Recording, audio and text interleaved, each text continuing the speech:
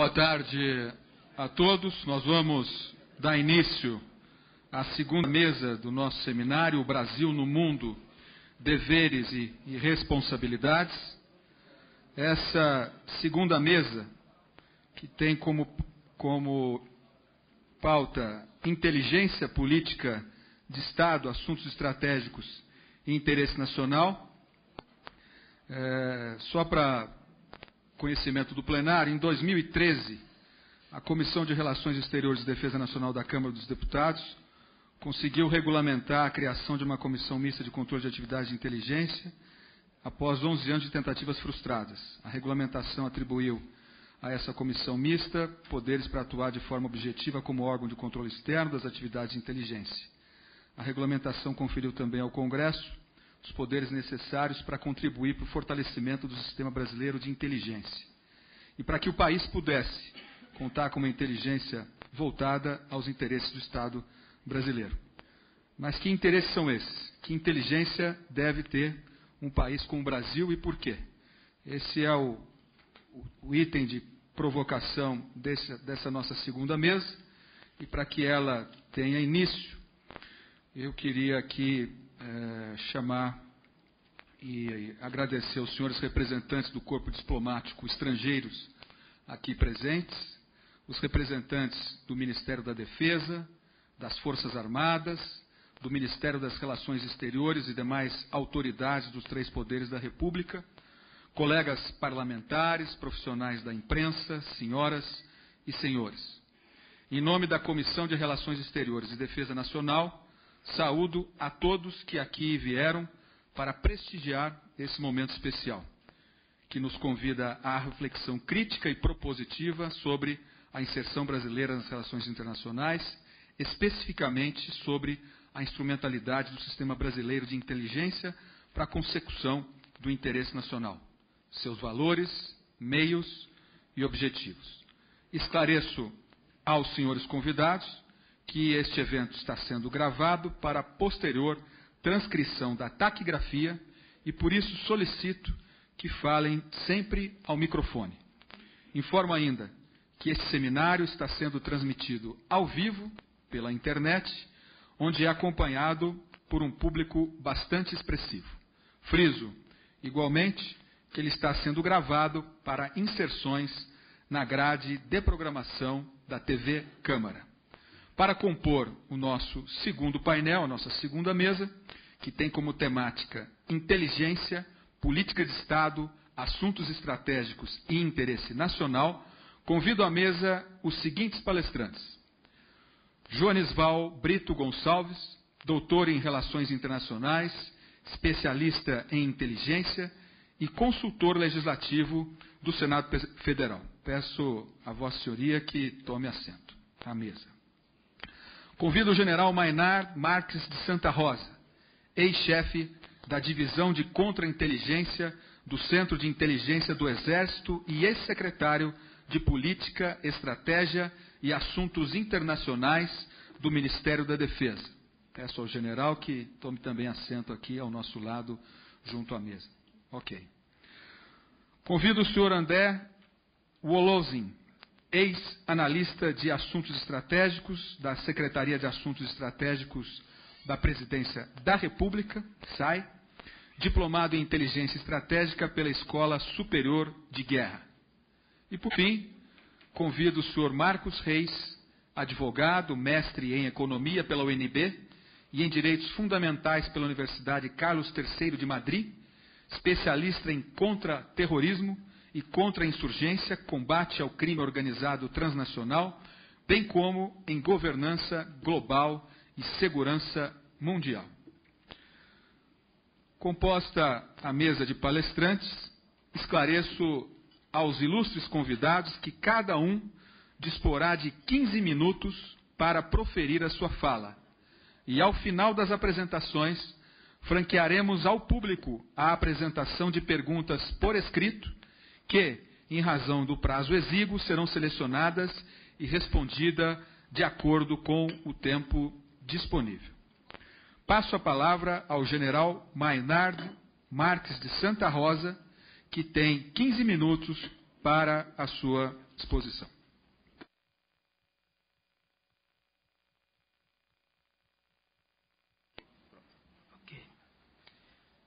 Inicialmente, gostaria de agradecer ao jornalista Marcelo Reck pela oportunidade deste seminário, que considero de importância relevante para o trabalho de institucionalização do nosso país.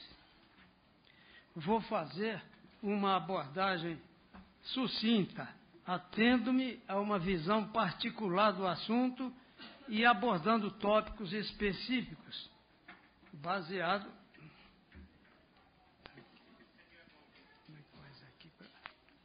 Como é que muda aqui? Que é direito.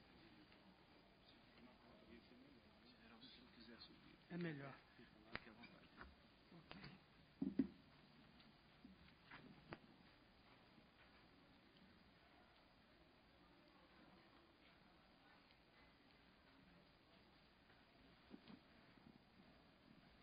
Vou fazer...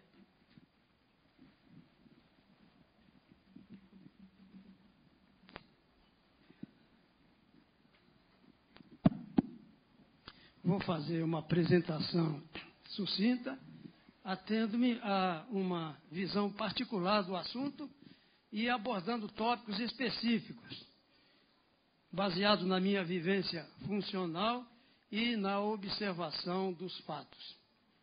E pretendo cingir-me aos conceitos metafísicos das diversas funções para transmitir o que não passa de uma opinião aos profissionais de inteligência.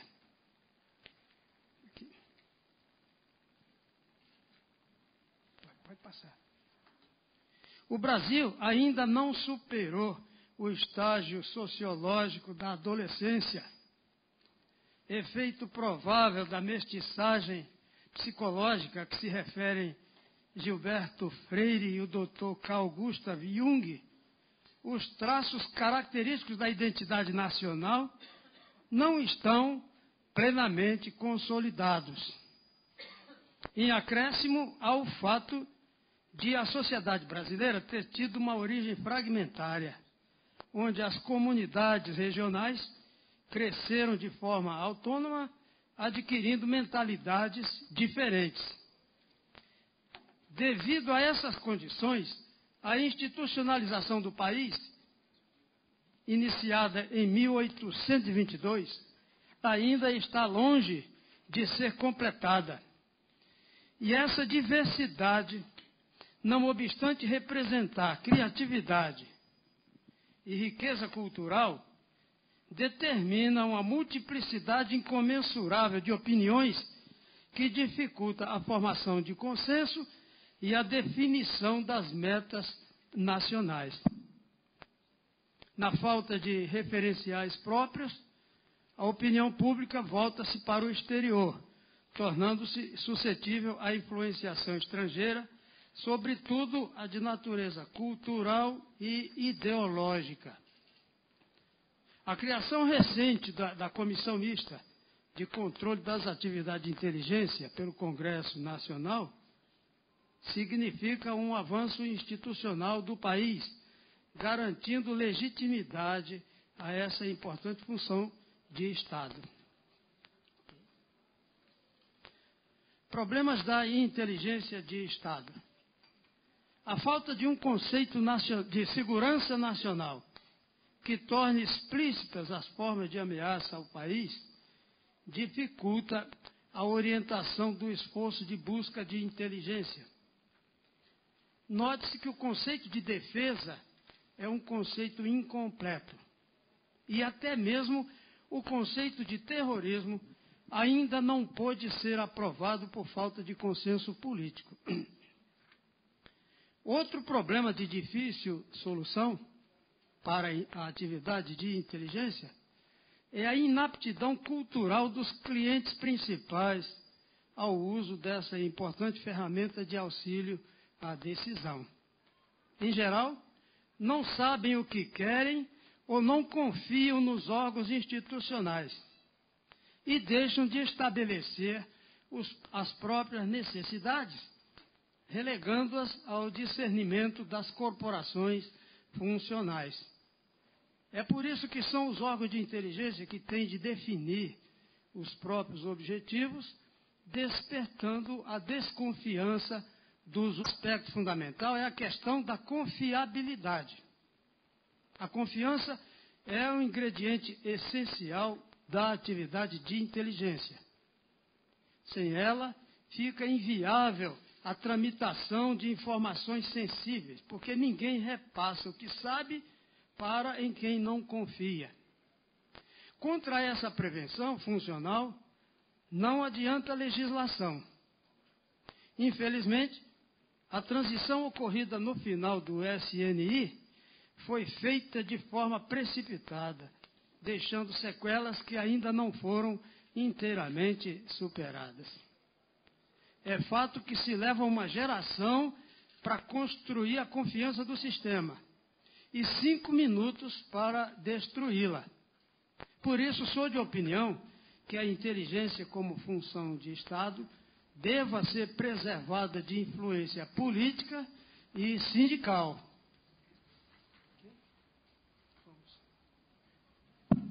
Prioridades funcionais. Quanto à atividade em si, acredito que o homem, como produtor de conhecimento de inteligência, merece a prioridade funcional. Somente o elemento humano é capaz de penetrar a intimidade do alvo para interpretar a intenção dos seus atos. E aqui, nesse momento, faço um parênteses a respeito da opinião do nosso amigo no painel anterior, que julgava que a atividade de inteligência tem que ter uma abrangência fora da dialética. Acontece que a inteligência decorre da dialética. É uma luta de contrários. Então, sem isso, não há inteligência. O que há é informação. Informação que pode ser obtida por agências de informação, como ocorre em todas as partes do mundo. Mas inteligência implica necessariamente a busca da intenção dos atos de origem humana. O potencial da inteligência de sinais e dos demais processos de busca limita-se, a meu ver, a complementar a inteligência humana. A tecnologia a serviço da atividade não consegue mais do que simplesmente facilitar o acesso do homem ao conhecimento negado. Atualmente, a internet tornou-se ferramenta essencial de trabalho do profissional de inteligência, criando especial preocupação em face das suas vulnerabilidades. Como fonte de busca, requer crescente especialização dos quadros, sendo imprescindível operar na Deep Web. Por outro lado, a vulnerabilidade das redes requer que a defesa cibernética seja uma função prioritária da atividade de contra-inteligência. Outra atividade que merece prioridade é a da segurança do pessoal. Subestimar-se o papel do homem pode fragilizar o serviço, como ficou provado recentemente no caso Snowden. O recrutamento de recursos humanos é tarefa cada vez mais sensível a exigir profissionalismo e critério. A capacidade intelectual e a competência técnica não garantem, por si só, a confiabilidade da pessoa. Por esse motivo, a exigência única de concurso público, a meu ver, é insuficiente para constituir um processo seguro de recrutamento de pessoal. É imprescindível que se considere a aptidão do candidato à atividade e a sua confiabilidade pessoal. Sem isso, quem perde credibilidade é o sistema. O setor de operações, a meu ver, é o mais estratégico e sensível de todos os ramos da atividade da inteligência, embora atualmente seja menos valorizado do que o de análise. É verdade que passou a era do agente 007, mas existem formas mais modernas de reduzir o risco inerente, recorrendo-se à tecnologia e até mesmo à terceirização. É fato também que em qualquer lugar do mundo, o profissional de operações trabalha no limiar da legalidade e precisa ser protegido. Além da infiltração, o acesso ao círculo íntimo do alvo pode ser obtido por meio do recrutamento operacional de informantes e até mesmo da compra do conhecimento desejado, desde que não seja possível obtê-lo por outro meio. Na verdade, não existe forma mais eficaz de acesso ao conhecimento negado. Pragmaticamente, não tem outra solução. A análise de jornais, revistas e publicações ostensivos não é fonte suficiente para proporcionar o conhecimento verdadeiro que assegure a intenção do alvo.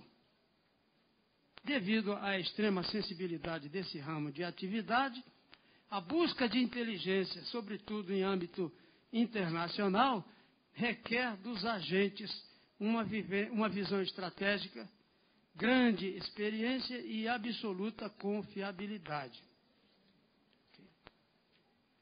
Conclusão. Portanto, em resumo, considero que a inteligência necessita de embasamento legal sobre um conceito de segurança nacional abrangente que especifique as formas de ameaça à soberania do Estado e às instituições nacionais, à lei e à ordem, facilitando a formulação dos objetivos de inteligência. A inaptidão dos clientes políticos ao uso da inteligência parece ser o maior entrave à destinação da atividade. A confiança é um atributo essencial de uma comunidade de inteligência. Sem confiança não há comunidade. Pode haver comunidade de relações públicas, mas não de inteligência.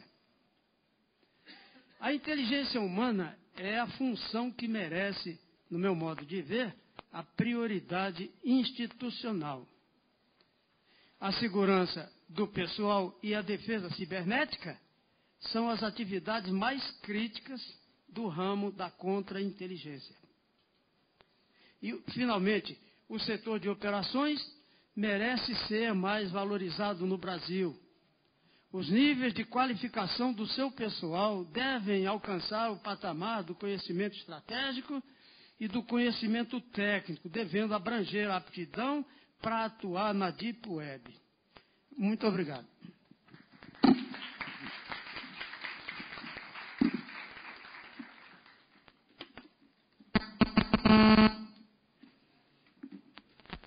A mesa agradece ao general Maynard Marques de Santa Rosa, que utilizou o tempo adequado com que a mesa ofereceu, e imediatamente passa a palavra ao senhor André Wolozin, e Vossa Senhoria dispõe do mesmo tempo de 15 minutos para a sua exposição.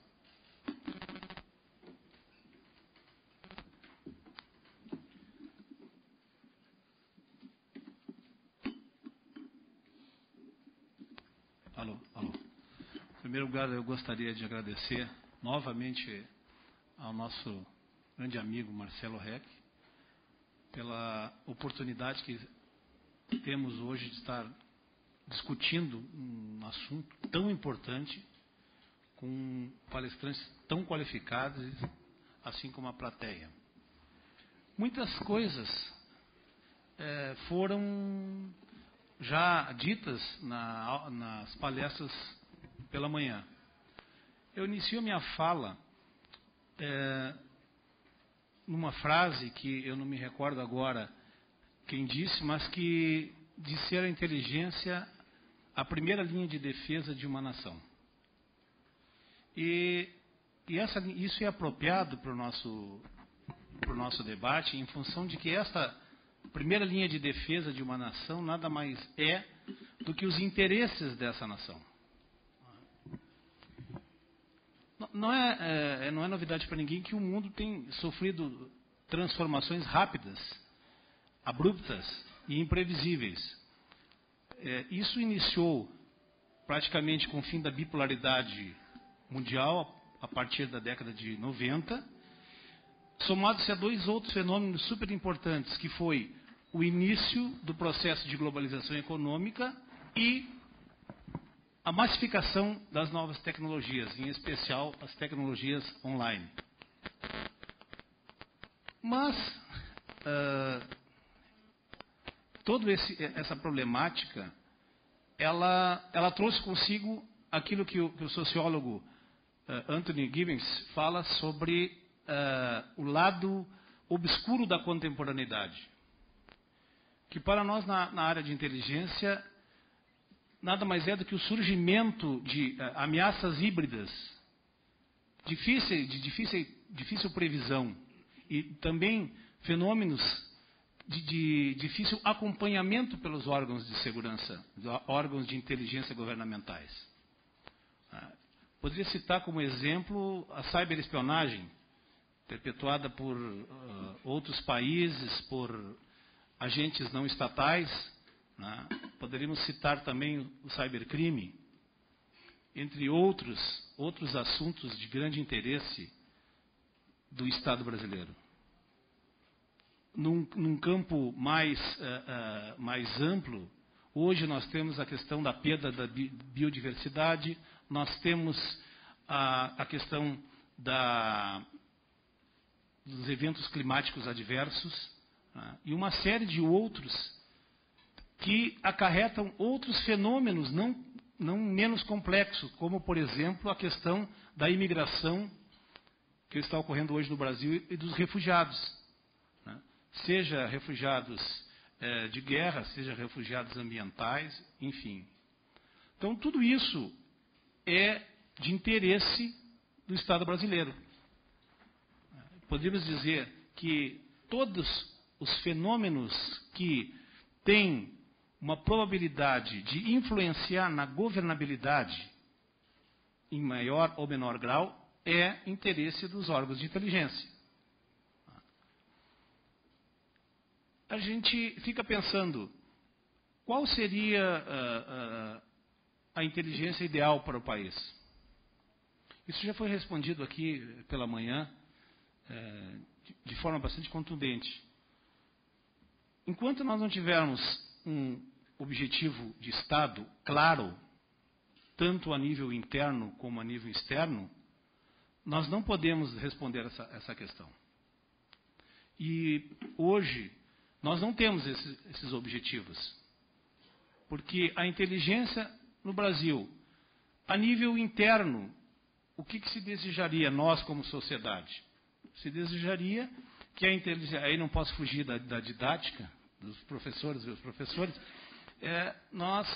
seria desejável que a inteligência pudesse, de uma forma antecipada, defender os poderes constituídos e a sociedade em geral das mais variadas ameaças, tanto internas como externas, através da produção do conhecimento a nível estimativa, prospectiva, mas que, fundamentalmente, que esse conhecimento produzido pudesse ter eco. E esse me parece, hoje, o maior problema das agências dos órgãos de inteligência, não no Brasil, mas a nível mundial. Como fazer com que este conhecimento produzido seja levado em conta com maior frequência na tomada de decisões, como também na prática e na elaboração de políticas públicas. Esse é o maior exemplo, a maior dificuldade dos órgãos de inteligência, porque nós, em especial no Brasil, ainda nós temos um certo tabu, que a inteligência seria espionagem, seria monitoramento, enfim, e isso já não corresponde mais à realidade. Hoje em dia, qualquer um de nós pode, com os recursos tecnológicos, efetuar qualquer tipo de monitoramento em casa, coisas que seriam inimagináveis. Então, o maior problema hoje da inteligência não são os interesses. Todos nós sabemos que os interesses são variáveis e eles dependem também da conjuntura da política internacional. Também essa questão do qual o tipo de inteligência que queremos vai depender do tipo de país que nós queremos, do tipo de projeção que nós esperamos para o Brasil nas próximas décadas, a nível internacional. Então, me parece que essas duas questões estão relacionadas, estão também, de certa forma, ultrapassadas, porque a nossa experiência nesta área é como fazer com que sejamos ouvidos pelo poder público. Eu vejo esse o maior desafio. E, em função dessa questão, também, numa sociedade democrática de direito, todo cidadão ele tem o direito de saber o que a inteligência, o que a atividade da inteligência faz para a melhoria da vida das pessoas.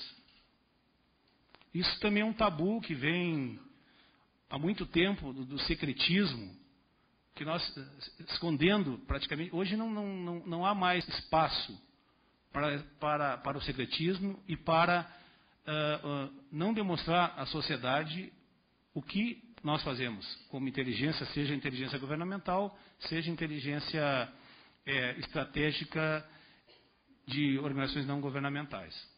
Então, nós temos uma experiência nessa área da rede latino-americana, eu faço parte da rede latino-americana e do Caribe de inteligência, que é um grupo de cerca de 50 ex-analistas de todos os países que trabalhamos com o nível de conhecimento prospectiva de fontes abertas.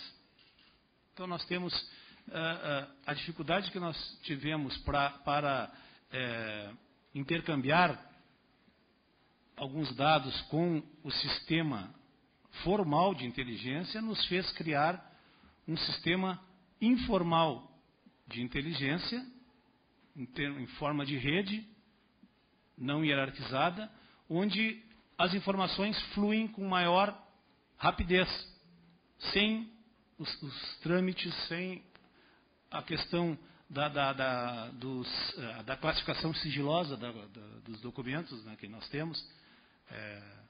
Então, flui, mas essa inteligência é voltada para a qualidade de vida das pessoas.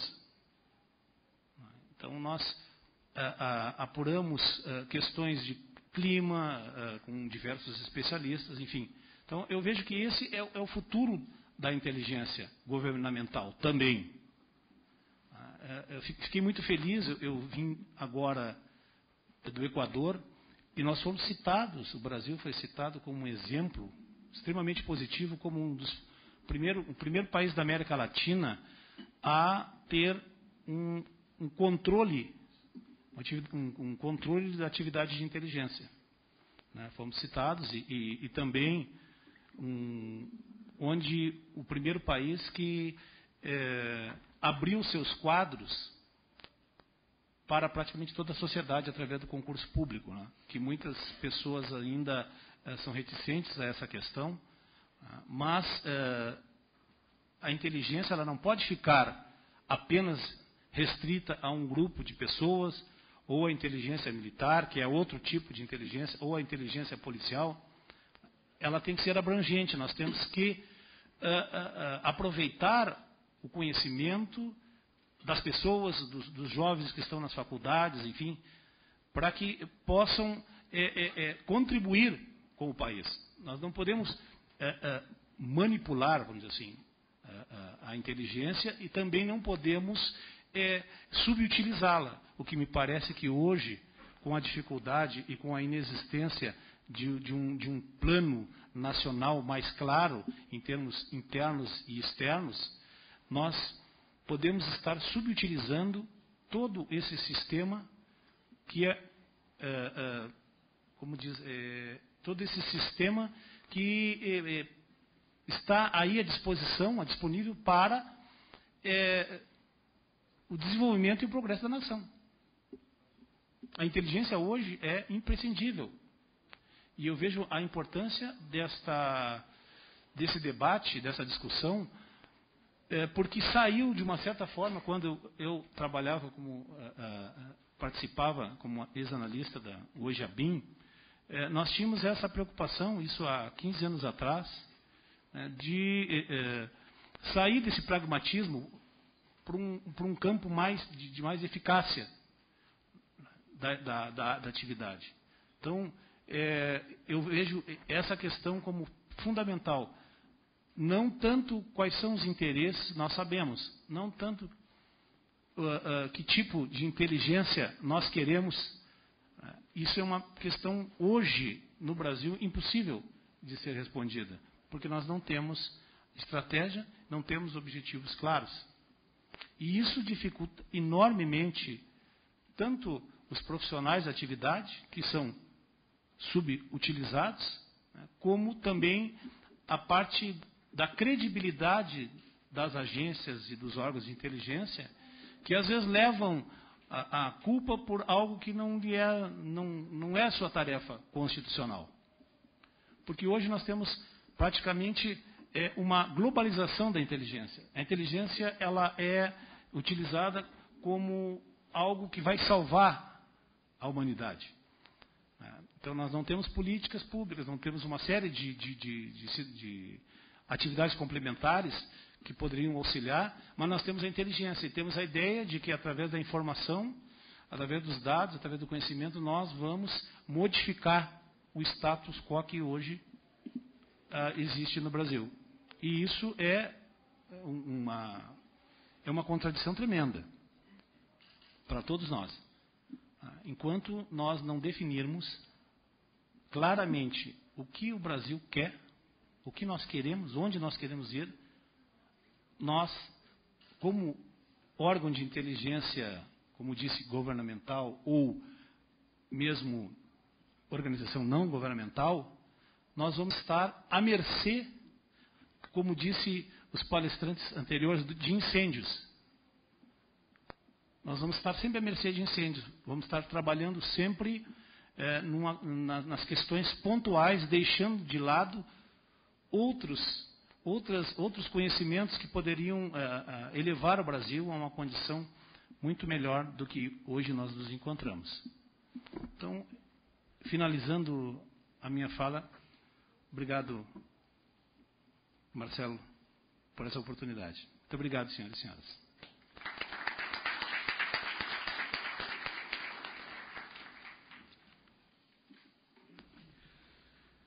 A mesa agradece o senhor André Wolofsen, também seguiu estritamente o tempo oferecido, e passo a palavra em seguida para o senhor Marcos Reis, que tem também 15 minutos para a sua exposição. Alô? Bom, boa tarde, é um prazer estar aqui. Marcelo, muito obrigado pelo convite, parabéns ao InfoRel, parabéns à Câmara dos Deputados. É uma satisfação estar aqui presente. Bom, eu vou falar sobre um tema. Deixa eu pegar meu...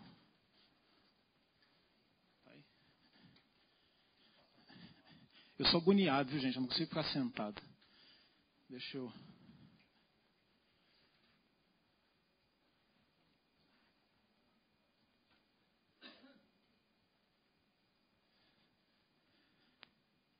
Que tem a ver sobre a evolução da atividade de inteligência no Brasil. O ano passado, gente, dia 7 de julho, essa foi a capa do Globo, da parte internacional. Estados Unidos espionaram milhões de e-mails e ligações de brasileiros. E aí foi um estardalhaço aqui no país. As pessoas ficaram chocadas, a imprensa... As pessoas da sociedade e a imprensa ficaram chocadas. Quem é da comunidade de inteligência não ficou chocado. A gente sabe disso. Tá, joia. Foi criada... Opa! Tem uma imagenzinha bonitinha aqui, ó. Demonizar o tio Sam, né? Eu quero monitorar, eu quero interceptar a sua chamada. Então, a suposta espionagem revelada pelo ex-funcionário terceirizado, o general falou muito bem, né, a importância de você recrutar as pessoas. O do Snowden, né, atualmente exilado na Rússia, acho que ele ainda está lá, mostrou a fragilidade no sistema de contra-espionagem de diversos países, inclusive do Brasil. E aí o Senado criou uma CPI, a CPI da espionagem. Ela funcionou de 10 de julho a 9 de abril desse ano. Entre as conclusões... Opa! Estou muito rápido nesse negócio aqui. As principais conclusões, gente, eu vou descer aqui um pouquinho, dessa comissão, foram: houve a proposta de criação da Agência Brasileira de Inteligência de Sinais, ou seja, a importância da inteligência de sinais, e condenou a atuação de medidas de espionagem de outras nações. Parece que essa apresentação é sobre inteligência de sinais, mas não é, vocês vão ver. Gente, inteligência de sinais é importante. Eu tenho a capacidade de conseguir informação através de tecnologia, satélites, computadores, aviões, espião, drones, né? Satélites, o que mais? E os sistemas normais de interceptação telefônica, isso é fantástico. O Estado não pode ficar sem isso. O Estado que ficar sem isso, ele vai ficar para trás.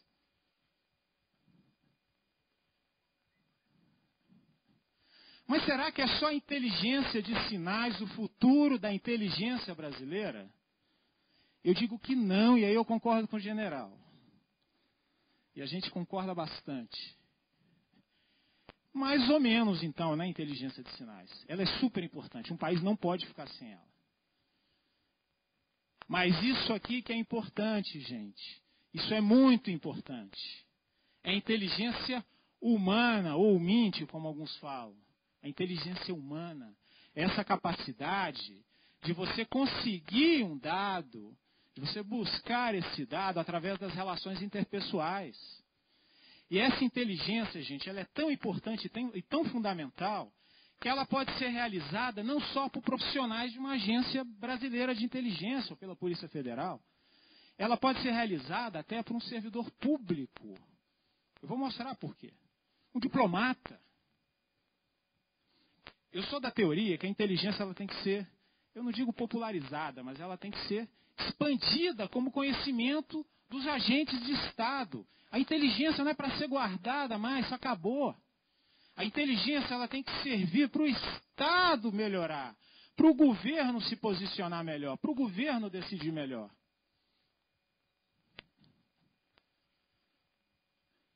Gente, entender como funcionam as relações humanas é poder. Os americanos, e os suíços, e os brasileiros, os chineses, quando negociam, eles não negociam através de robozinhos, não. São pessoas que estão ali. Uma pessoa que tem esse conhecimento, ela detém poder. Isso não é caro, isso é barato. Poder para influenciar o outro. Poder para conseguir informações do outro. Poder para entender o que o outro deseja. Às vezes a gente não chega no entendimento porque não entendi o que o outro está falando. Poder para se inserir no mundo do outro. Questão da espionagem também. Então, gente, a nossa vida é feita de relações humanas. Vou passar um pouquinho rápido. Entender como o ser humano funciona gera poder. Por quê? Como? Então, as relações entre Estados, eu já falei, elas são feitas por gente. Se a gente entende como a gente funciona, como a pessoa funciona, a gente pode influenciar, a gente pode ajudar nessa equação de poder entre Estados.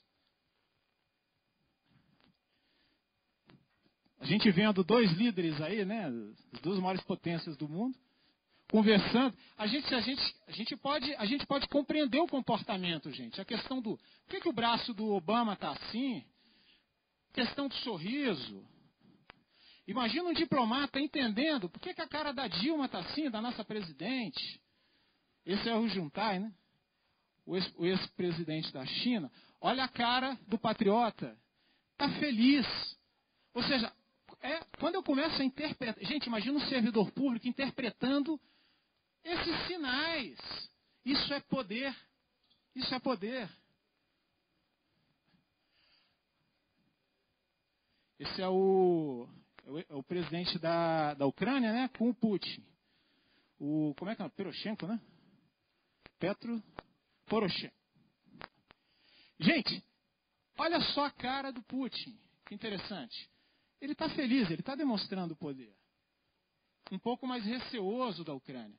Agora, olha interessante, olha os assessores. Será que eles estão gostando disso? Um diplomata, uma pessoa que interpreta esses sinais, ele pode ajudar o decisor. Ah, desculpa, gente, é o presidente do Cazaquistão. Eu achei essa foto bonita. Pesquisei a foto dele, achei parecida com Poroshenko, mas não é então. Mas será que a pessoa está contente? Olha essa negociação aqui, ó. Gente, você interpretar os gestos, as palavras dessas pessoas, você pode influenciar a decisão. Olha a cara do Shimon Peres. Olha o jeito dele, se afastando. Ele quer ficar longe daquela amizade ali que está surgindo entre o representante americano, né, o John Kerry, né, e o Abbas, presidente da Autoridade Palestina. Olha a cara.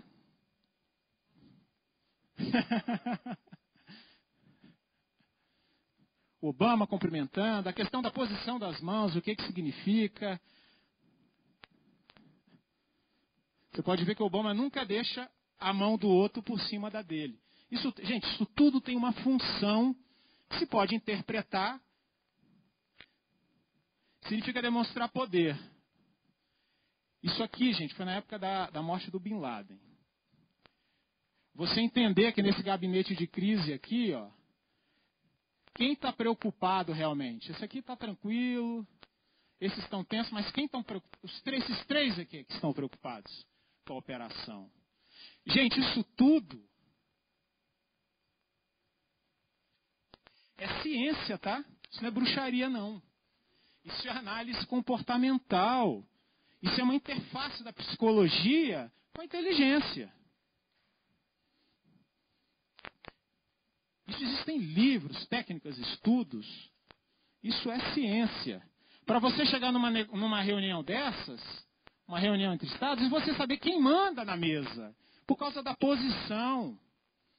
Gente, numa mesa de negociação, ali tem muitas informações que são não verbais. E uma pessoa bem treinada, ela pode distinguir e auxiliar o líder. Até pela microexpressão do negociador ou adverso, para saber se ele está gostando ou não.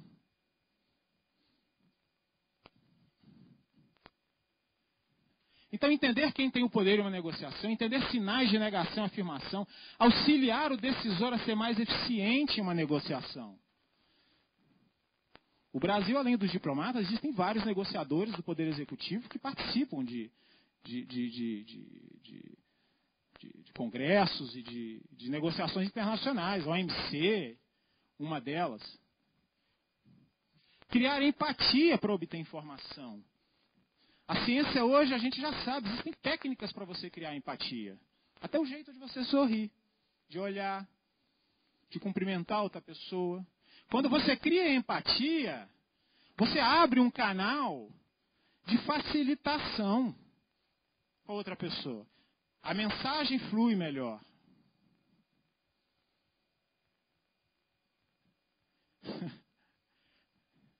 Isso aqui é importante também. Detectar mentiras. Ah, isso não é 100% certo. É verdade, não é 100%. Mas você tem mais um subsídio para o decisor para saber. Será que o cara está falando a verdade? Será que não está? Isso aqui é uma curiosidade, gente. As fraudes do ano passado consumiram, ou seja, as mentiras no mundo, consumiram 3,7 trilhões de dólares, 5% do PIB mundial.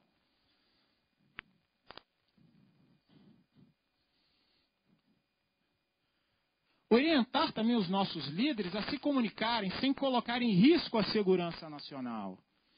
Ou seja, a partir do momento que eu entendo como funciona uma relação entre duas ou mais pessoas, que o ser humano adora falar ao celular, eu posso orientá-lo também. E a maneira dele falar.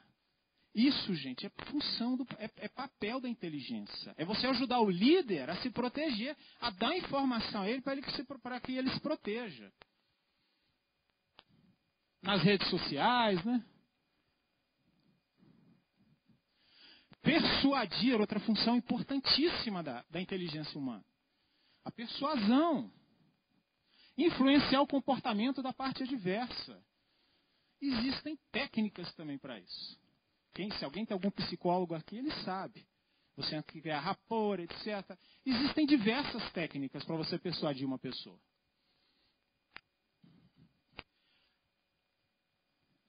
Outro papel da inteligência humana que é você interrogar, é você conseguir informação, seja de um inimigo ou seja de uma pessoa amiga. O nosso modelo de interrogatório, de entrevista, gente, ele já é muito ultrapassado. Os policiais aprenderam com os antigões, que aprenderam com os antigões da década de 50, 60. Isso já era. Você tem que trazer o cara que está sendo entrevistado para o teu lado. Tem técnica para isso também.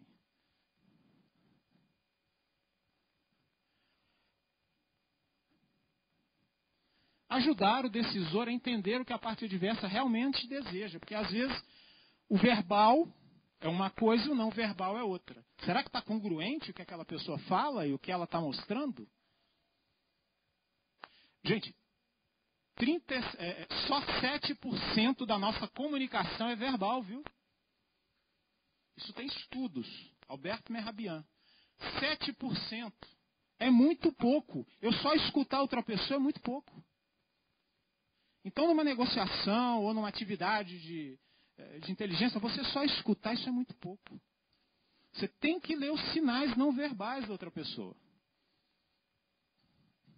E como eu falei, isso não é bruxaria não, viu, gente? Isso tem muita ciência por trás, tem vários livros. Isso aqui é meu, tá? Então, e essa ciência do comportamento busca auxiliar o profissional de inteligência a quê? A reduzir as incertezas do decisor. A atividade de inteligência, gente, é feita para reduzir incerteza. Pela análise do comportamento do outro. Criar protocolos próprios e seguros de como o líder deve se comunicar.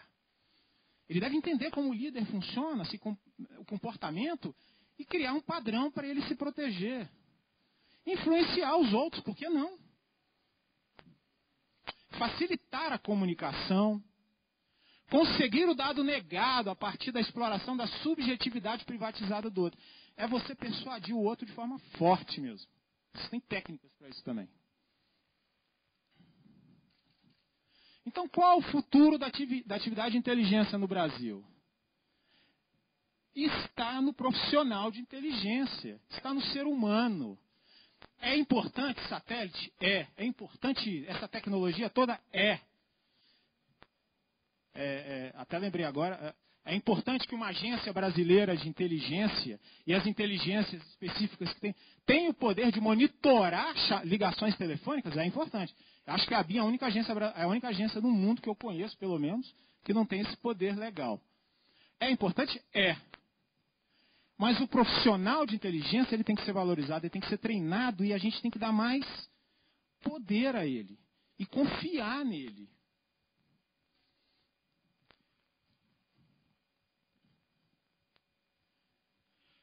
Então, o ser humano é uma fonte de conhecimento que deve ser explorada.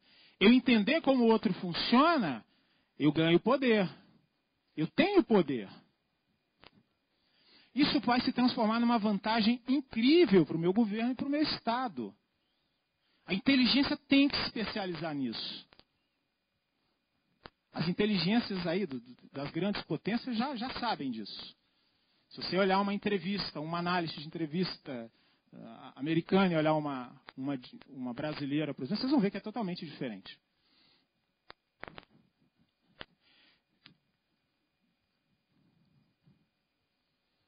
Então, gente, quem faz a inteligência humana são os profissionais de inteligência. São esses agentes que subsidiam a decisão, minimizando as incertezas do decisor e aumentando o poder de uma nação. Valorizamos esse profissional. Outra coisa, esse profissional não é só o profissional específico lá, o agente de inteligência, tá? Eu acho que a inteligência tem que ser popularizada, essa função. Os servidores públicos podem ajudar a decisão.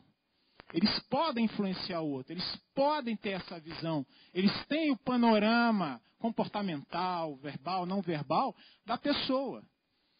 Se um profissional for bem treinado, ele vai ajudar muito o decisor e vai ajudar muito o Estado. Muito obrigado.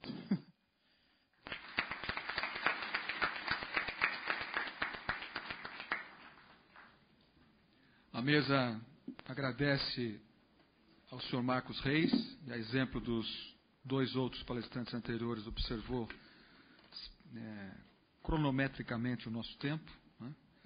E eu quero, antes de passar a palavra ao nosso último palestrante desta mesa, registrar a presença do embaixador da Ucrânia no Brasil, o senhor Rostislav Tronenko, o embaixador da Bélgica, o senhor Joseph Smets, o primeiro secretário da Embaixada da Federação Russa, o senhor Alexander Perevdentsev, o conselheiro da Embaixada da Espanha, o senhor Javier Salido Ortiz, o primeiro secretário da Embaixada da Ucrânia também, o senhor Serhiy Korolyuk, e a segunda secretária da Embaixada dos Estados Unidos, a senhora Risha Bala. Com a palavra, o senhor Joanisval Brito Gonçalves, que também tem 15 minutos para a sua exposição. Obrigado. Está funcionando? Obrigado, deputado. Boa tarde a todos. Boa tarde, minha gente.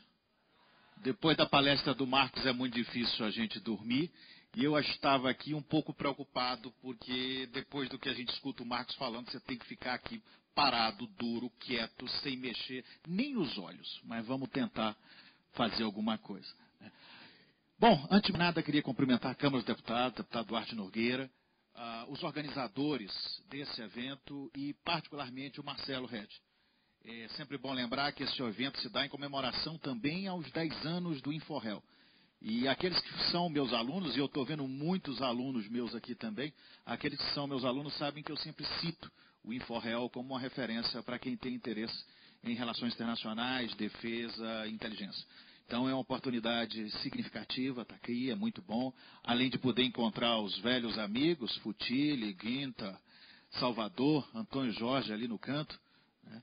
E encontrar novos amigos como o André, além dos mestres como o General Santa Rosa e meu irmão, meu amigo Marcos Reis. Então, não vou consumir mais tempo de agradecimento, porque o tempo é pouco, mas queria deixar isso registrado.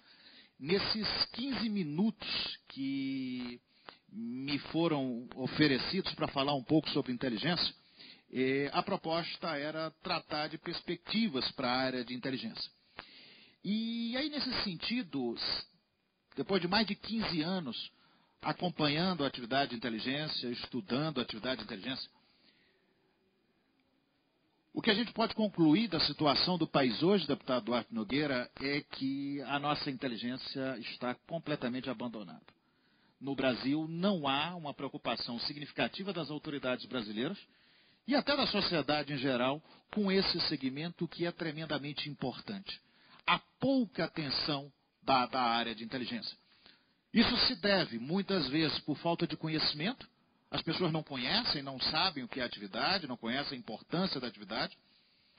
Também se dá por preconceito, porque, como já foi dito ao longo de todo o dia, nas várias exposições, quando se falou de inteligência, se lembrou do problema relacionado a tabus, a preconceitos, a questões do passado que alguns insistem em trazer para o dia de hoje.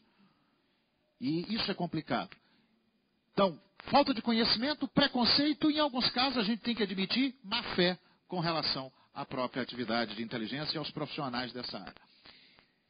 E isso é problemático para o Brasil. A gente precisa passar por algumas mudanças que são significativas. Eu costumo dizer que nos falta uma cultura, já foi dito, o André comentou aqui, nos falta uma cultura de planejamento. No Brasil não se planeja. E quando não se planeja, a gente fica muito vulnerável a tudo. No Brasil falta uma cultura de segurança e defesa. E é interessante um evento como esse, patrocinado pela Comissão de Relações Exteriores e Defesa Nacional da Câmara dos Deputados, para fomentar a discussão sobre relações exteriores, defesa e inteligência. A gente precisa discutir esses temas. A gente precisa tratar desses temas com mais clareza, com mais profundidade e com mais interesse. E isso também está relacionado à falta de uma cultura de inteligência no Brasil. Nós não temos uma cultura de inteligência. Alguma coisa precisa ser feita. E eu tenho algumas observações sobre o futuro, sobre a atividade da inteligência nos próximos anos. Mas antes disso, é importante a gente ter em mente alguns aspectos que têm que estar muito claros. Primeiro deles é a importância da atividade de inteligência, a função. Para que eu preciso de atividade de inteligência? Isso é simples. Você tem dois aspectos. O primeiro deles é assessorar o processo decisório. O segundo aspecto da inteligência é proteger o conhecimento sensível. É proteger o conhecimento que nós temos, porque certamente há alguém interessado em obter esse conhecimento. Assessorar o processo decisório. Onde houver planejamento e onde houver decisão, e Tiago de Aragão comentou sobre isso, o Leonardo também falou sobre isso aqui. Onde houver processo decisório, há necessidade de conhecimento qualificado, de informação qualificada para assessorar as decisões dessas autoridades. Seja um tenente que comanda um pilotão de fronteira no extremo ocidental da Amazônia, lá em Estirão do Equador, General Santa Rosa conhece. Há um presidente da República que precisa tomar decisões de caráter tremendamente estratégico. Esses tomadores de decisão precisam de conhecimento qualificado. E precisam de um conhecimento que só a comunidade de inteligência, só o profissional de inteligência pode trazer. Inteligência serve para isso. Nada mais do que isso. É importante que a gente tire os preconceitos, coloque de lado os preconceitos, de associar a inteligência àquele termo que eu detesto, que meus alunos sabem qual é, arapongagem. É importante que a gente coloque isso de lado e entenda que essa é uma função de Estado e essencial para a governabilidade. Esse é um primeiro aspecto. O segundo aspecto que é importante que a gente tenha em mente é o seguinte. Inteligência, senhoras e senhores, a gente costuma dizer que é a segunda profissão mais antiga do mundo. Portanto, inteligência existe desde que o mundo é mundo. Inteligência existe desde aquele primeiro chefe de uma tribo que reúne 2 de seus guerreiros e diz para eles: saiam, atravessem a floresta, cruzem o rio e descubram tudo sobre aquela outra tribo. Se são coletores ou caçadores, quantas mulheres têm, quantos guerreiros têm, o que é aquele negócio, aquele solzinho que eles conseguem trabalhar com ele. Descubram tudo. E quando esses primeiros homens saem e voltam com informações para esse chefe tribal, nós temos o nascedouro da atividade de inteligência. Inteligência, a história da atividade, a história da humanidade tem toda uma história paralela, André conhece bem isso, que é a história da atividade de inteligência. E eu estou dizendo isso para assinalar o seguinte: inteligência existe desde que o mundo é mundo. E, portanto, enquanto houver ser humano sobre a face da Terra, também haverá atividade de inteligência. Gostem disso ou não. Ou seja, no âmbito internacional, a gente costuma assinalar o seguinte: não existe amadores. Não há amadorismo no plano internacional, sobretudo nessa área de inteligência. Portanto, enquanto houver humanidade, haverá pessoas, grupos, organizações e países, estados interessados em, primeiro, obter informações preciosas sobre pessoas, grupos, organizações e estados, e, em alguns casos, influenciar essas pessoas, grupos, organizações e estados. Outra coisa importante relacionada à atividade de inteligência, e por estarmos na Casa do Povo, por estarmos na Câmara dos Deputados, isso tem que estar muito claro também. Inteligência e democracia são plenamente compatíveis. Não existe regime democrático do mundo que funcione bem sem serviços de inteligência. As grandes democracias do mundo têm serviços de inteligência. Nós poderíamos listar em serviços e sistemas: Estados Unidos, Canadá, França, Reino Unido, Alemanha. as grandes democracias do mundo têm serviços de inteligência.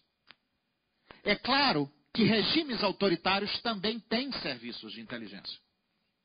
Regimes autoritários têm, durante muito tempo, a inteligência era vista como a espada e o escudo desses regimes. Isso serve para a gente pensar que inteligência, no final das contas, não é boa nem é ruim. Inteligência, de novo, é um instrumento de poder. Inteligência lida com informação, e informação é poder. E o que diferencia a inteligência nos regimes democráticos da inteligência nos regimes autoritários? O que faz com que essa inteligência seja benéfica para a democracia e essa seja útil a regimes autoritários? Exatamente o controle que é feito da atividade de inteligência. A atividade de inteligência precisa ser controlada. Precisa passar por um controle interno, naturalmente, do chefe da inteligência fundamental, do encarregado de caso que está com o seu grupo atuando lá na ponta, ao controle externo, que é feito por essa casa, junto com o Senado. O Poder Legislativo tem uma função precípua de controlar a atividade de inteligência. E o Brasil, como o André lembrou, sai na frente no que diz respeito ao controle.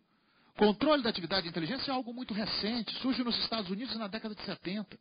Depois nós temos outros países, como o Canadá, que estabelecem um controle. E na América Latina, o Brasil é o primeiro. E nós temos uma comissão de controle das atividades de inteligência, que finalmente, por esforço dessa casa, por atuação de parlamentares desta casa e do Senado, teve seu regimento interno aprovado no final do ano passado, e hoje tem total condição de exercer o controle da atividade de inteligência. Falta a vontade política para exercer isso. Senhores deputados, deputado Duarte Nogueira, é interessante observar o poder da Comissão de Controle da Atividade de Inteligência. Ela pode ter acesso, ela pode acompanhar a atividade de todos os serviços de inteligência do Estado. E com isso, ela pode verificar se a atividade de inteligência está agindo de acordo com preceitos democráticos. Ou se está agindo a mando de determinadas pessoas ou de determinados interesses, até político-partidários. Essa comissão é importantíssima. Em países como a Itália, a comissão de controle ela fica a cargo, a presidência dela, da oposição, para se ter ideia da importância disso como órgão de Estado. Inteligência e democracia, minha gente, então, são plenamente compatíveis. E precisam ser controladas. Os serviços de inteligência precisam de controle. Agora, falando um pouco da atividade de inteligência no Brasil, a gente sempre fica angustiado quando a gente tenta fazer um panorama, eu pelo menos fico, da atividade de inteligência no Brasil. Falta investimento, falta valorização do profissional de inteligência. É interessante como colocam, e há aqueles que são interessados nisso, colocar o profissional de inteligência num lugar comum ou numa posição vexatória, muitas vezes. Mas esquecem que nós temos profissionais altamente qualificados. Eu posso garantir isso para as senhoras e para os senhores. Dentro da comunidade de inteligência nós temos muita gente boa, muita gente qualificada e muita gente preparada, mas que muitas vezes acaba desmotivada. Muitas vezes acaba desmotivada. E o que a gente precisa para ter serviços de inteligência funcionando, operando? Primeiro, a gente precisa de uma significativa mudança na legislação de inteligência. A legislação de inteligência precisa passar por mudanças. A gente precisa ter, já que a gente está pensando em futuro, mandatos claros para cada órgão, para cada serviço de inteligência. Senão os serviços vão atuar batendo cabeça e sem orientação. Nós precisamos de uma política nacional de inteligência. E esse é um capítulo à parte. Aqueles que me conhecem sabem que eu sempre levanto a questão da política nacional de inteligência. O Coronel Saraiva dá 3 pulos ali atrás quando eu falo nisso. Política nacional de inteligência, prevista no artigo 5º da Lei 9883, que agora no próximo dia 7 de dezembro completa 15 anos. É um documento que deve ser norteador das atividades de inteligência do Brasil. Documento norteador das atividades de inteligência. Os serviços precisam de um norte, e esse norte estaria na política de inteligência. Nós não temos uma política de inteligência ainda. Em 2008 ela foi produzida por um grupo de trabalho, foi apresentada ao Conselho de Defesa Nacional pelo presidente da República, teve observações do Conselho de Defesa Nacional e foi encaminhada para o Congresso. Foi encaminhada para o Congresso em dezembro de 2009. Em agosto de 2010, ela já havia sido apreciada pelo Congresso Nacional. A Comissão de Controle apreciou, apresentou as observações da comissão, e isso foi devolvido ao Poder Executivo. Em outubro, o Poder Executivo já tinha condições de apresentar, de baixar essa política nacional de inteligência por meio de decreto. Outubro de 2010. 31 de dezembro de 2010, acaba o mandato do presidente Lula. No seu último dia de governo, nós temos a negativa da extradição do senhor Cesare Battisti, só para registrar. E nada se fez com relação à política de inteligência. E hoje nós já estamos em 2 de dezembro de 2014 e ninguém fala na política nacional de inteligência. Eu sei que é duro, mas isso tem que ser lembrado. Política nacional de inteligência. Nós precisamos ter também, deputada Perpétua Almeida, nós precisamos ter também a maior valorização dos profissionais de inteligência. E aí eu chamo a atenção para um detalhe. No Brasil, se ingressa no serviço de inteligência, na Agência Brasileira de Inteligência, por meio de concurso público. A minha posição é muito clara. É constitucional, é concurso público e é assim que tem que se entrar. Eu sou pagão, eu não tenho padrinho. Então, eu só entrei para a área de inteligência por meio de um concurso público. Os senhores oficiais das Forças Armadas ingressam nelas por meio de concurso público. Qualquer servidor público ingressa no serviço público como profissional de carreira por meio de concurso público. Então, o problema, não vou nem discutir a questão do concurso público para a área de inteligência. O que tem que ser visto é como se faz esse processo. É outra coisa. Mas, falando de concurso, eu assinalo que o último concurso para a Agência Brasileira de Inteligência, para oficial de inteligência, foi em 2008. É muito tempo, deputado, sem novos profissionais para a área de inteligência. Tem muita gente se aposentando, tem muita gente deixando o serviço. E não é por falta de interesse da direção. Eu não tenho procuração para falar em nome da direção da Agência Brasileira de Inteligência, muito pelo contrário. Mas a gente tem visto os esforços da direção da Agência Brasileira de Inteligência para a realização de um concurso público. Só que falta vontade política. E aí nós temos problemas. Já para concluir, então, que eu estou vendo que o meu tempo já está se esvaindo, a gente precisa de medidas urgentes para reformar a atividade de inteligência no Brasil. Uma legislação que dê mais respaldo ao profissional de inteligência, o estabelecimento de mandatos claros para cada órgão de inteligência, mecanismos de integração e coordenação. Isso é global. A comissão do Congresso dos Estados Unidos, criada para analisar, acompanhar o 11 de setembro, essa comissão era do Parlamento, do Congresso. Um dos pontos assinalados pela comissão era exatamente que a comunidade de inteligência nos Estados Unidos não tinha dificuldades de coordenação e cooperação. Isso em 2001. Bom, eles têm resolvido o problema deles. Isso aconteceu com os canadenses também, isso aconteceu em outros países. A gente precisa fazer isso daqui. A gente precisa aprofundar mecanismos de cooperação, de coordenação. Eu defendo que a gente precisa também de um órgão central de inteligência, seja o GSI, seja a BING, o que é que seja, que possa assessorar diretamente o presidente da República em questões de inteligência. Que possa reunir a inteligência produzida pelos vários serviços e levar isso ao tomador de decisão. A gente precisa de mais investimento. A gente precisa de mais controle na atividade de inteligência. Essa casa ela tem um papel fundamental. O Congresso Nacional tem um papel fundamental em controlar a atividade de inteligência e assinalar, inclusive, as deficiências dos nossos serviços. E cobrar do Executivo uma atuação mais efetiva pela inteligência. E a gente precisa de investimento. E aí, para fechar, eu cito o seguinte. Eu sempre gosto de fechar com esses dados. Eu anotei aqui.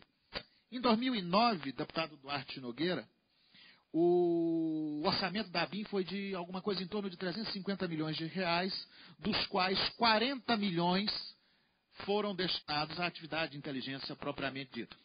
40 milhões de reais foi o orçamento da ABIN em 2009.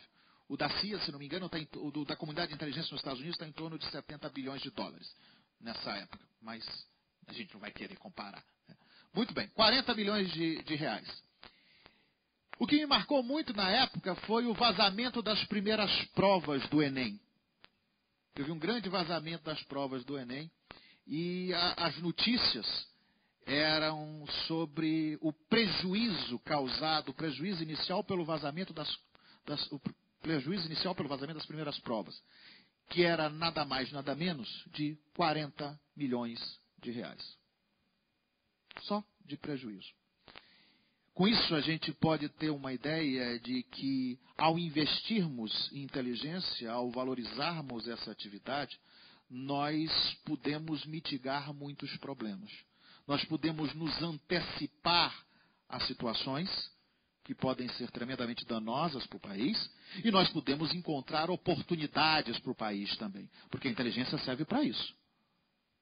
Porque se nós não fizermos isso, nós vamos continuar vulneráveis. Nós vamos continuar sempre à mercê de quem sabe fazer inteligência profissionalmente. E aí, o que aconteceu e que foi citado no ano passado do caso Snowden, que não surpreendeu ninguém na comunidade de inteligência, mas deixou muita gente chocado, vai continuar se repetindo. Porque na política nacional de inteligência, que até hoje não foi aprovada, já havia previsão de investimentos maciços em inteligência de sinais e inteligência na área cibernética. Mas nós não demos atenção a isso. Então, se não investirmos em inteligência, vamos continuar vulneráveis e vamos arcar muito com as consequências dessa nossa inação. Obrigado, deputado.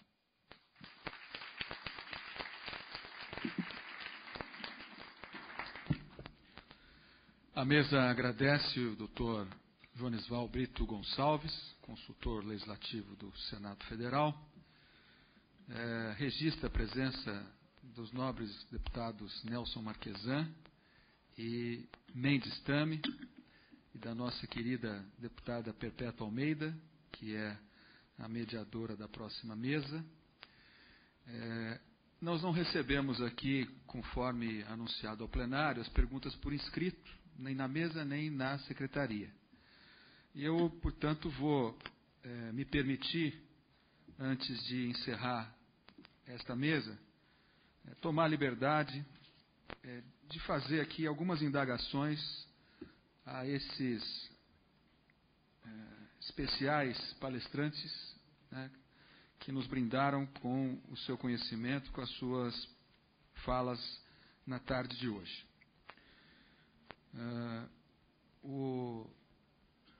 O André disse que, citou uma frase aqui, que a inteligência é a principal linha de defesa de uma nação. Né? E é claro que, além da inteligência, a informação sempre é poder. Né? Ter informação é ter poder.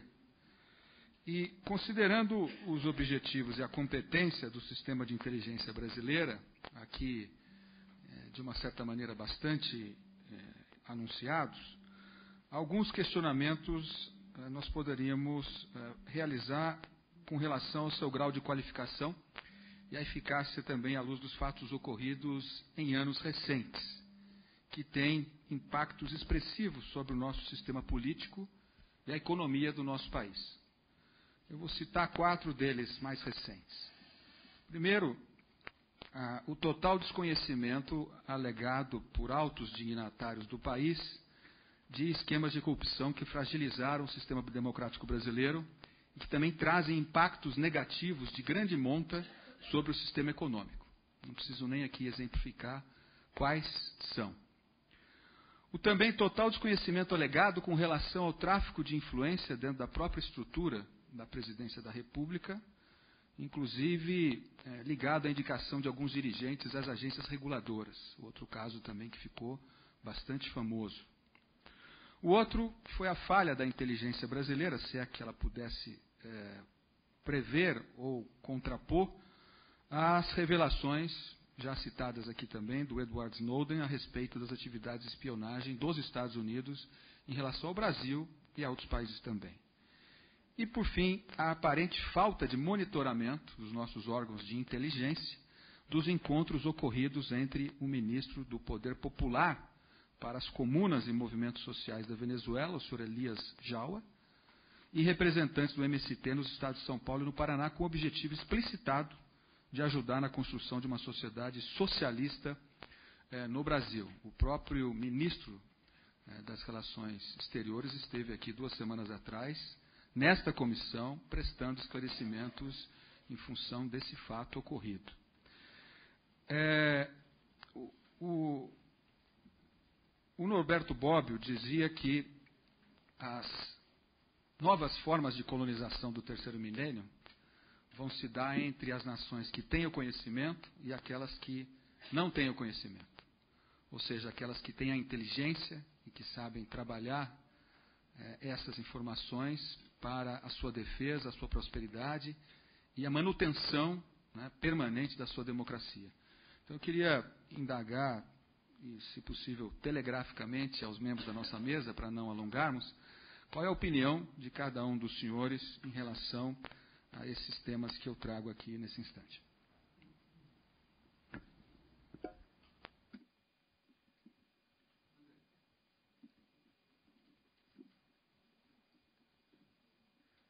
Bem, quanto à questão da falha da inteligência brasileira na questão na situação da cyberespionagem praticada pela Agência Nacional de Segurança americana, eu vejo que isto não poderíamos considerar falha, porque vejam bem, num país em que dos 12 provedores de internet existentes no mundo, 10 estão nos Estados Unidos, um é russo, o outro é chinês.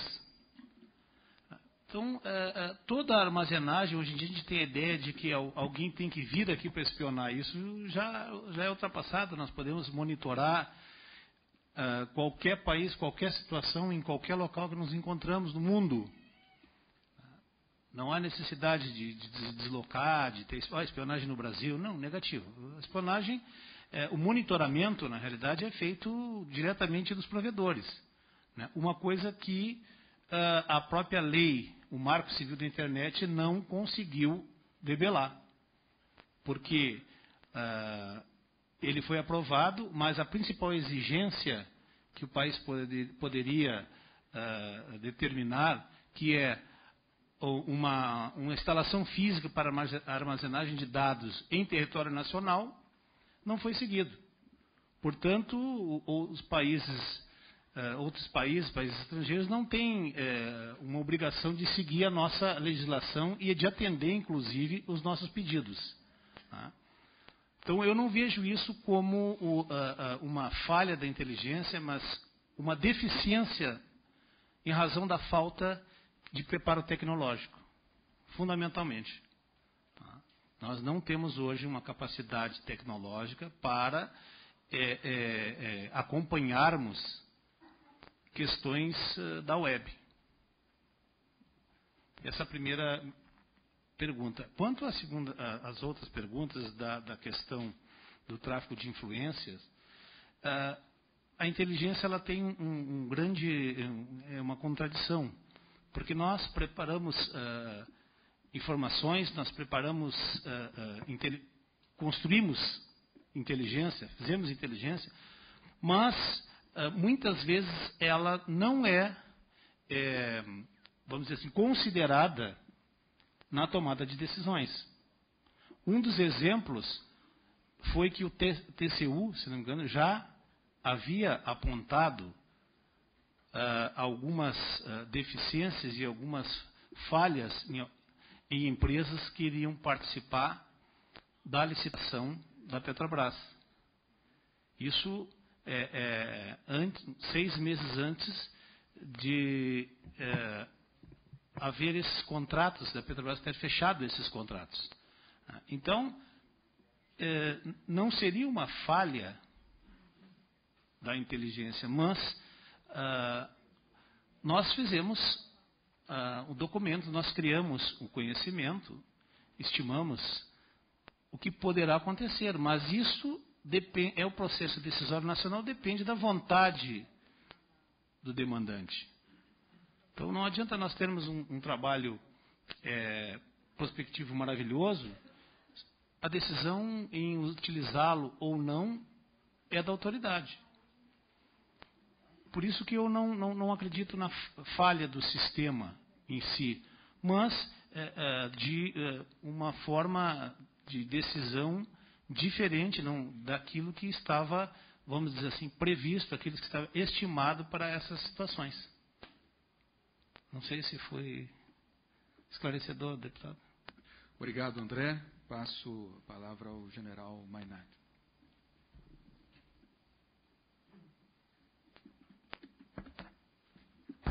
Ok.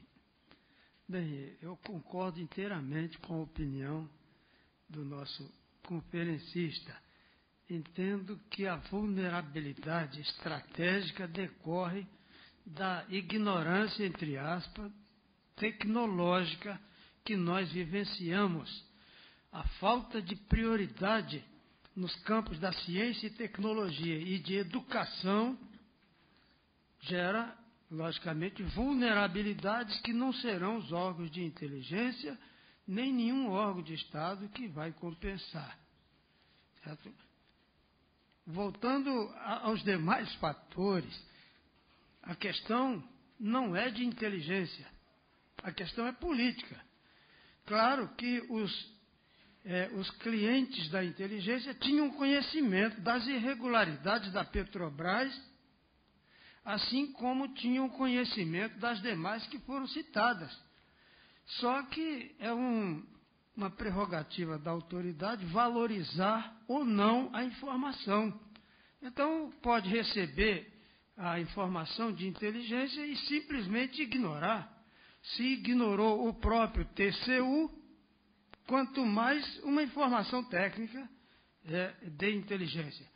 No Brasil, não existe falta de mecanismo de controle. Pelo contrário, no meu ponto de vista, nós estamos atrapalhando a atividade produtiva com excesso de mecanismo de controle.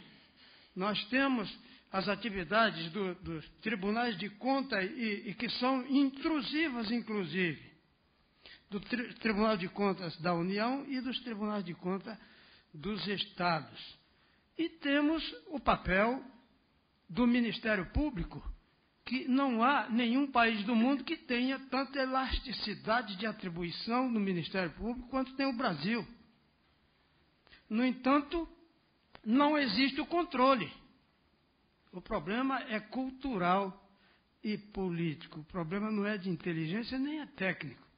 Eu diria até que antes, transcendendo a questão política, ele é cultural.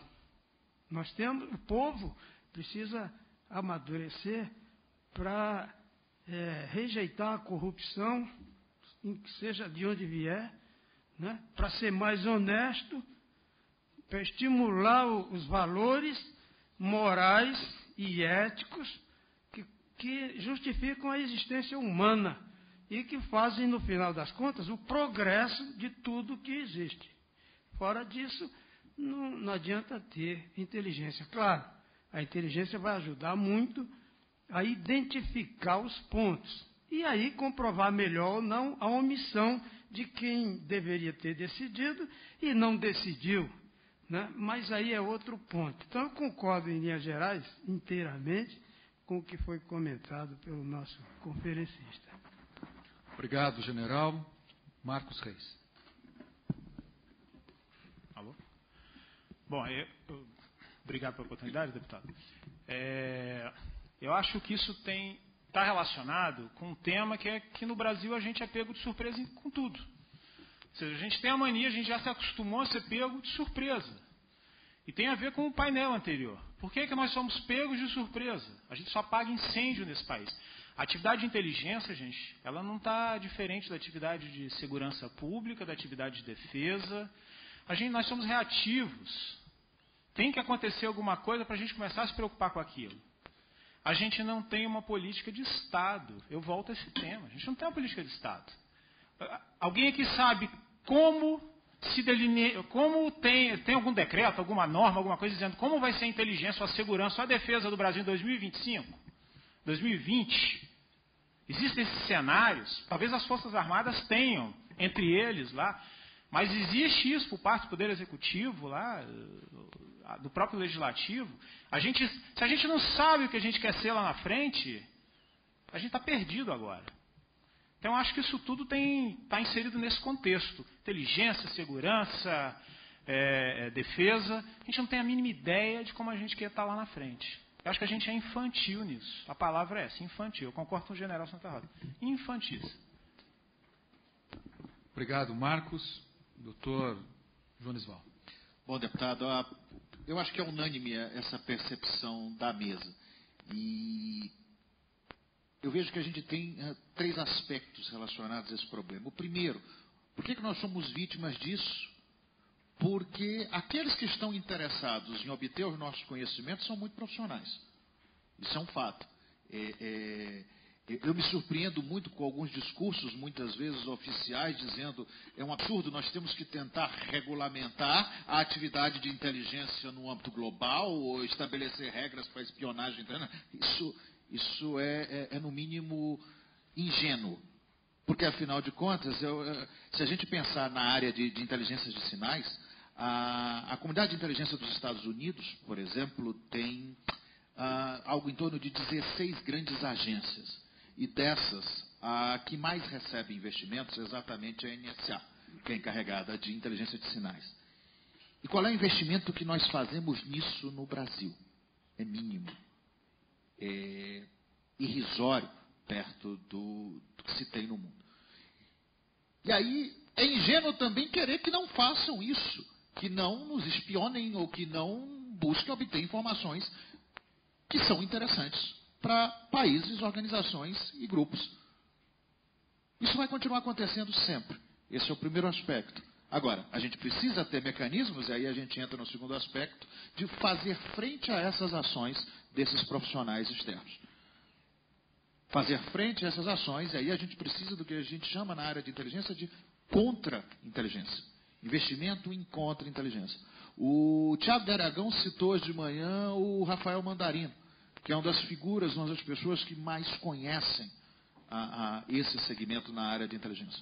Infelizmente, o Mandarino está deixando a presidência da República, onde trabalhava, e é um profissional que conseguia fazer muito com muito pouco.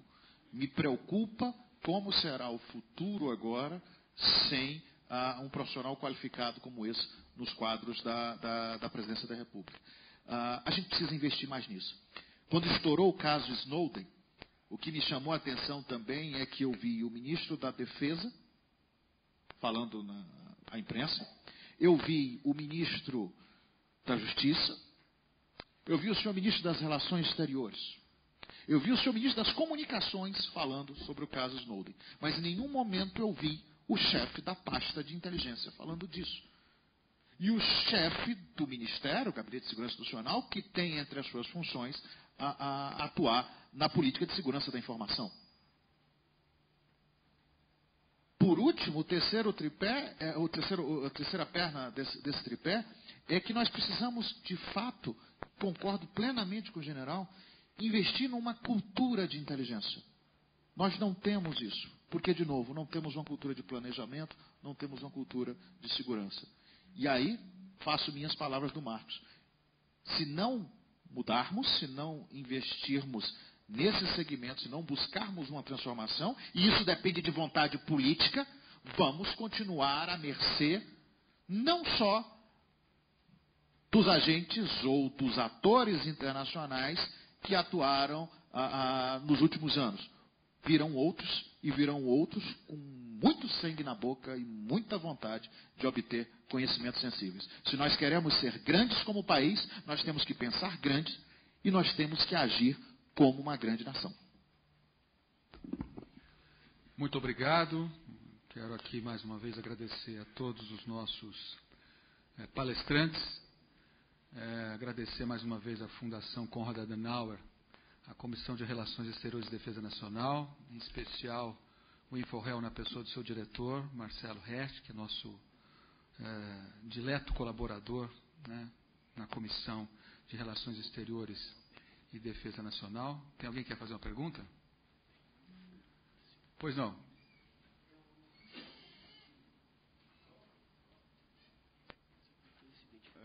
Não fiz pergunta em papel, escrita? Peço apenas para se identificar e em seguida fazer a pergunta. Sou Pedro Paulo, Pedro Paulo Hamilton.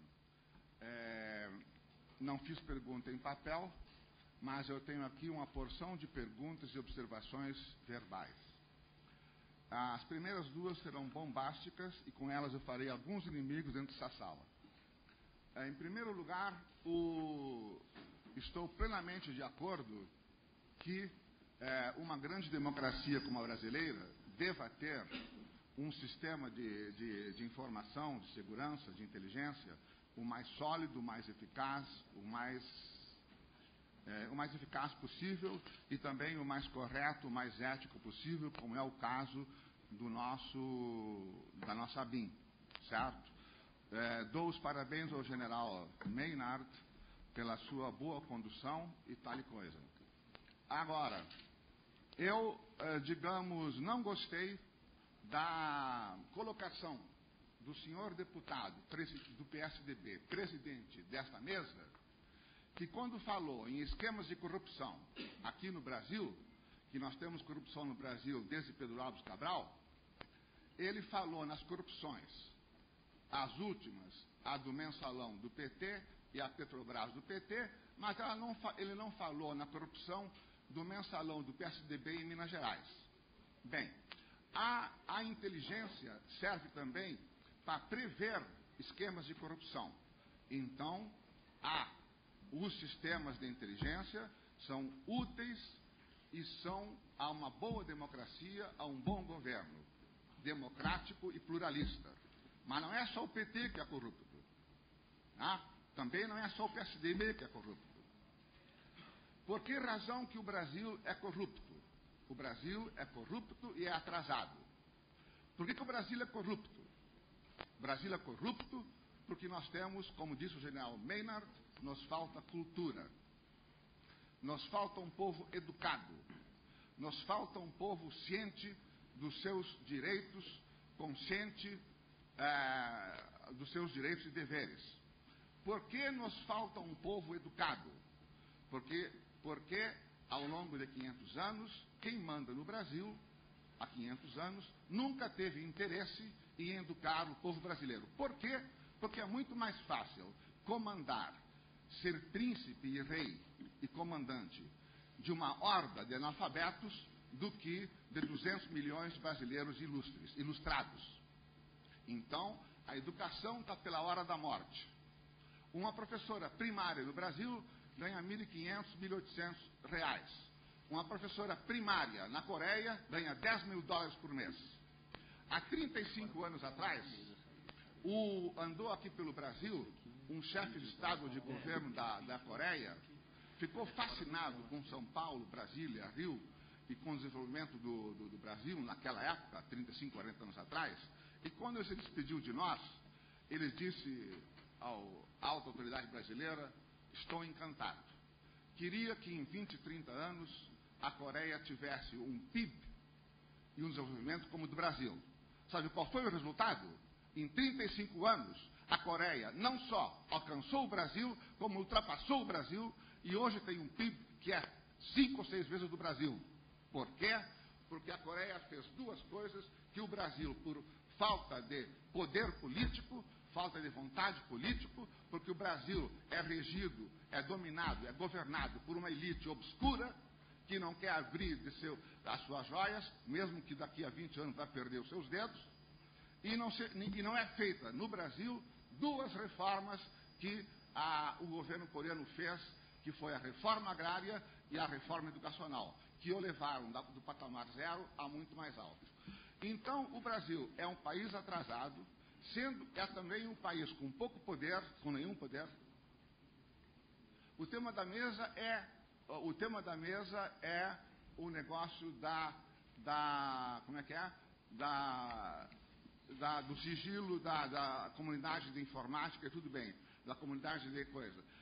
É muito importante ter uma comunidade como a BIM, mas o que o Brasil, tendo uma grande comunidade eficaz de informação, poderá fazer no plano internacional se ele é um país atrasado e vai continuar sendo um país atrasado, se ele não tem um heavy power, se ele não tem um big stick, se ele tem só um soft power.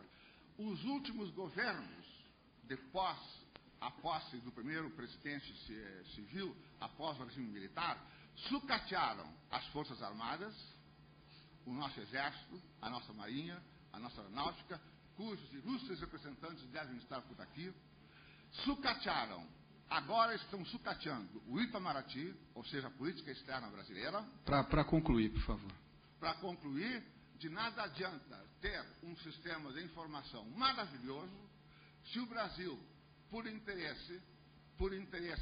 falta de brasileiros que sejam brasileiros com sentido pátrio, com sentido nacional, são brasileiros que se vendem aos estrangeiros e que deixam sucatear as Forças Armadas, o Exército, a Marinha, a Aeronáutica e, agora, nos últimos 2 ou 3 anos, o Ministério dos Negócios Exteriores.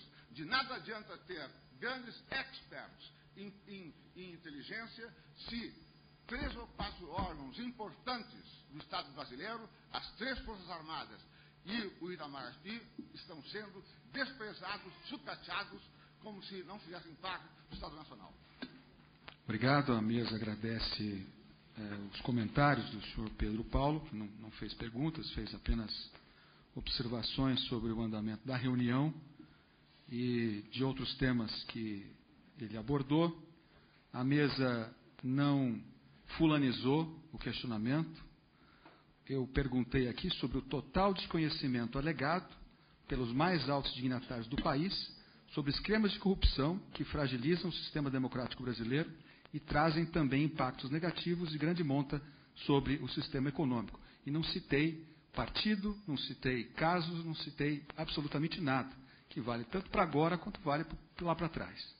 A mesa fez uma condução, dentro do possível, o mais magistral que me coube aqui fazer.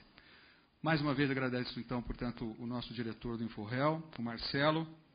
Agradeço os nossos palestrantes pelo conteúdo e pela qualidade, né, do tema e a habilidade com que abordaram. Agradeço a presença de todas as senhoras e os senhores nessa segunda mesa e convido a deputada Perpétua Almeida, nossa ex-presidente da Comissão de Relações Exteriores, para que tome assento à mesa e conduza o nosso terceiro painel. Muito obrigado.